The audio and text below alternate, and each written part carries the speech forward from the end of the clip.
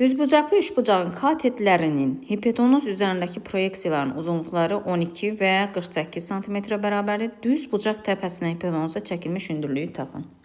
Bunun üzərində çəkək şəkli. Bax, düzbucaqlı üçbucaqdır.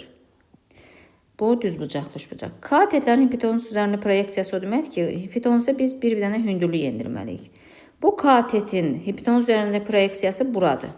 Bura bir 12 qoyuram. Və bu katetin də hipotenuz üzərindəki proyeksiyası buradır. Burada 48 qoyuram. Bizdən bu hündürlüyü istəyir. Belə bir düsturumuz vardı. H kvadratı bərabərdir mn. Düzbucaqlı üçbucaqda düzbucaq təpəsindən hipotenuza endirilən hündürlüyün kvadratı bölünən hissələrin hasilinə bərabərdir. Yəni h kvadratı bərabərdir 12 vurulsun 48.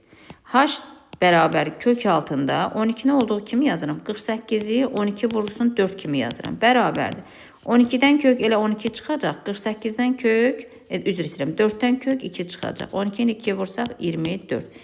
Bizdən də cavab hündürlüyü istəyir. Bu da olacaq 24 A variantı.